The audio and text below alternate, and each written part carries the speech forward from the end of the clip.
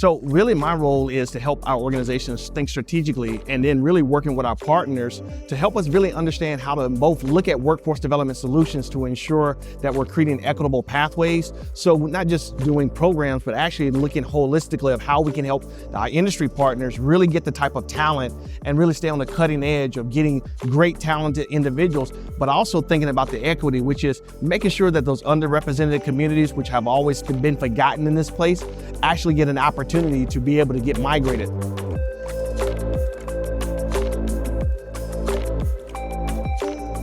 We are here live in Boston at the 2024 RE Plus Northeast Conference. We're kicking things off with a conversation on workforce development. I'm joined by Barry Reaves, the Vice President of DEI&J and Workforce Development at the NECEC, which is the Northeast Clean Energy Coalition. Is it Council? Council. Yeah. Clean Energy Council. Barry, it's good to see you. Same here. Thanks so much for having me. Yeah, man.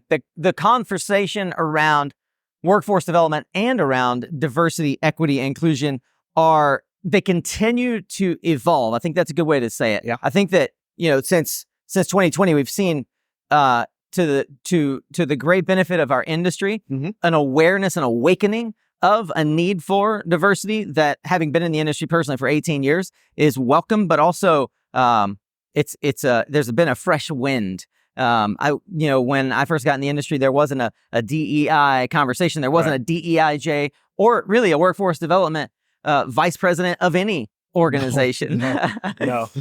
Barry, can you just give me a sense of the role that you play at NECEC as the Vice President for Diversity, Equity, and Inclusion? So really my role is to help our organizations think strategically and then really working with our partners to help us really understand how to both look at workforce development solutions to ensure that we're creating equitable pathways. So we're not just doing programs, but actually looking holistically of how we can help our industry partners really get the type of talent and really stay on the cutting edge of getting great talented individuals, but also thinking about the equity, which is making sure that those underrepresented communities, which have always been forgotten in this place, actually get an opportunity to be able to get migrated. And so I really work a lot with our state partners, our nonprofit organizations, our industry partners, educational partners, 40 educational partners with the NECEC, over 300 plus members. Wow. And then state and local partners from Maine all the way down to New York to really think about holistically what solutions can we have while thinking about bringing diversity, equity, inclusion, and justice. And we want to make sure we understand justice in this space as well. For those who are unfamiliar, there's a spectrum of organizations, nonprofits that work in this space. And, most folks are aware of the state level and certainly the national SIA organization. How does an organization like NECEC fit in that spectrum, and who do you serve? When you say members, who exactly is categorized there? So one of the things about the Northeast Clean Energy Council is that we are one of the only bodies, industry trade groups that actually represents the entirety of the sector. Okay. So we go everything from offshore wind to energy efficiency and solar, the EV storage, residential charging. geothermal. It's getting there, right? Well, and so we are that one connective thread in the industry that really looks at holistically policy, innovation, municipal work, obviously workforce development and what I lead, as well as making sure that that connective thread, which is so important to bring us out of silos, to really help us think about holistic solutions. And so that's why our partnership with the SEI, and I'm working with the Chief Diversity Officer of the SEIA to really think about how we can better diversify the industry, the solar industry itself. You mentioned underrepresented communities. I'd love if you could unpack what it means when you refer to underrepresented communities, and what are some of the key initiatives that you've undertaken in your role at NECEC to serve underrepresented communities? So underrepresented communities really are communities who have been historically underrepresented or left out of the organization. Obviously, African Americans, Latinos, Asian Americans, Native Americans, those communities that generally get overlooked as a really focused population. We're happy that the Biden administration really got up to the Justice 40 to really ensure that funding and money really got to those communities that have always been historically overlooked by the industry. You go back to the 2008 tech boom where you saw a rise of tech, but you didn't see the diversity that was supposed to be there that followed with it.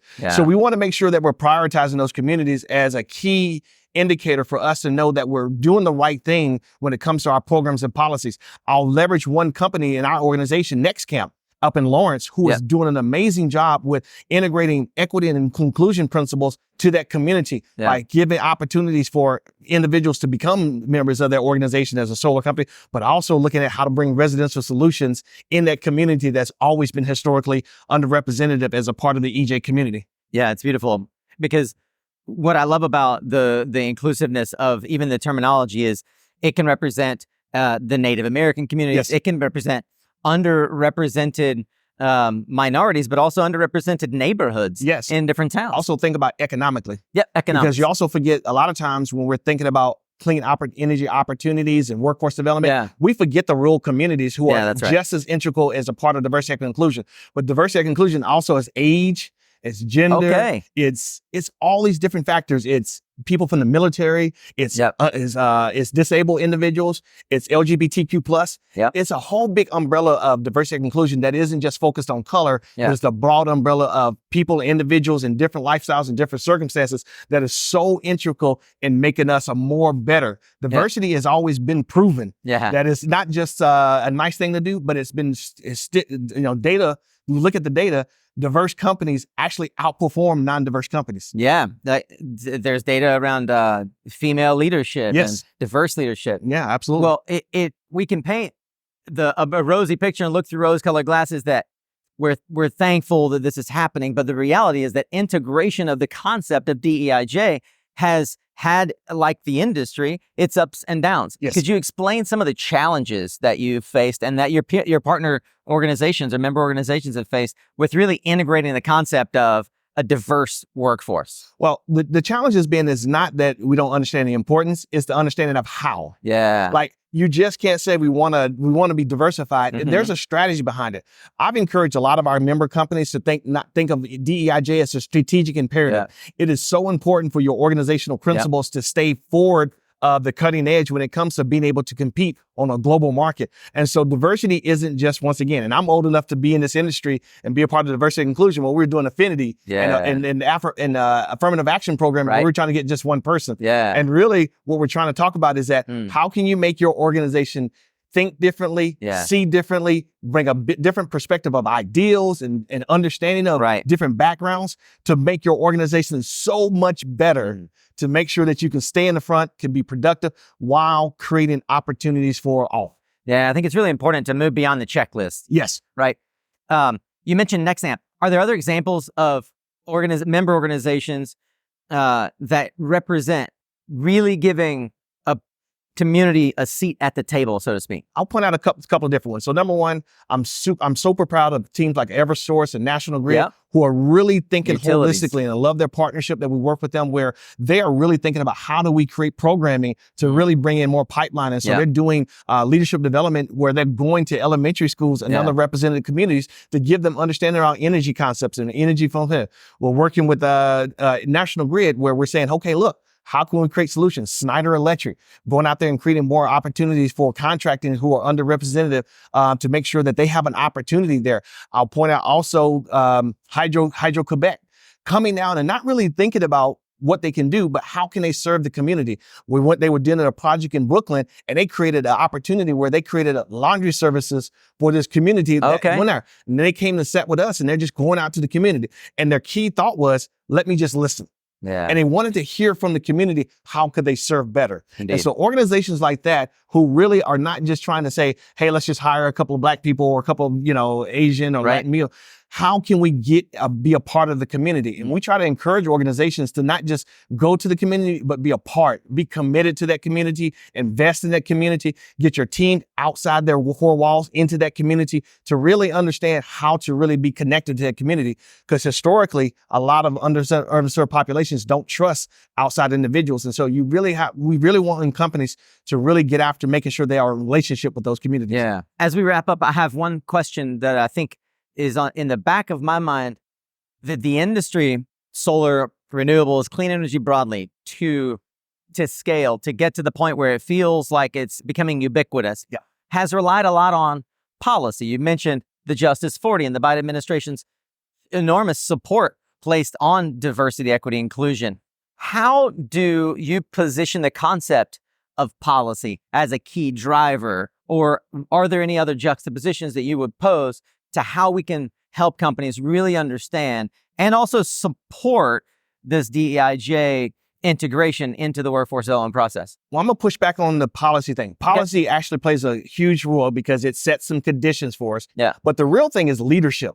It's CEOs and executive directors and organizational heads who really are not just trying to hire a diversity and inclusion chief like myself, but really saying, how I'm going to lead this effort. I'm going to make sure that my organization not just puts a slogan on the website and tries to tout numbers, but saying, how are we going to make our organization more diverse? Right. More diverse, meaning organizational practices, inclusive meetings, effective recruiting strategies, talent management, promotion. All these things are not just HR topics. These are strategic imperatives. What kind of outcomes do we want to have to make sure that we're not doing? So if I could say to leaders, look, you have to lead. Like, you have to really lead this effort, because it's not just something that you can pass the buck on or think that you can get a chief diversity officer or a diversity specialist to think that you can make it happen. You personally have to be the catalyst in your leadership team and your executive leadership team. And this has to filter all the way down to the lowest level of person in your organization. If not, your efforts are going to fail. So I just want to encourage you to really think and be a champion for DEI, think strategically about your diversity and inclusion efforts, and then really put your money where your mouth is, both in time and investment and capital. So that way you can actually create diverse organizations that are more inclusive, and organizations that are creating real equality and equity in the industry itself. And so hopefully we can do that as a part of this conversation with the SIA and the larger clean economy as a large. Well, Barry, I have learned a great deal, but I know that there's even more that NECEC is doing for the industry. If folks here in the Northeast or even in other regions that want to look at what you're doing as a model, if they want to connect with you or find resources, could you give them a few breadcrumbs of how to find you, how to connect? Well, definitely go to our website, the necec.com, and making sure that you can get out there, but also reach out. I'm on LinkedIn, Barry Reaves. Please reach out to me. I'm always happy to reach out. breaves@necec.org. And making sure that you can actually reach out to me. And we're working on a lot of different development projects. And then we also have consulting services and other things. But listen, our organization is more than just consulting and DEIJ, a strong innovation team, a strong policy team. If I can mention, Clean Tech Open, which sits up on our umbrella, is the largest and oldest clean tech startup. So NECEC started Clean Tech Open? They sit up on our umbrella. Is that right? Yes. I did not know that. And so we partner with MIT, Brown, and Columbia, and Dartmouth to try to get innovative. I want to say this because it's super important. That this year's cohort, right? Out of the 44, 66% of them were underserved individuals, meaning they were diverse individuals, both women and underrepresented community. Because we are really saying that we're going to put our money where our mouth is and take forth the effort. So I'm really proud of Beth Zonas and the team over there at Clean Tech Open, and Alistair Pim and the innovation team, who are really trying to get after that. And our president, Joe Curtatone, he really pushes us to be a learning and growing organization. He sets a culture of curiosity. Oh, cool. So meaning we don't ever get resting on laurels, that we're always trying to get after it. And so this is why we think the NECEC is so well positioned, working with the labor. We partner with the IBEWs. I love our organization. I think it's amazing. So glad and proud to be here. Barry Reaves is the Vice President of DEIJ and Workforce Development for NECEC. If you didn't know, now you know. Please check out their website and do more inside your organization. If you don't know how, reach out to Barry. Reach out to us. Thank you for joining us here live at the Power Up Live stage, brought to you by CPS Americas and Solus Inverter. Thank you so much for joining us. We'll be back in a few with our next interview.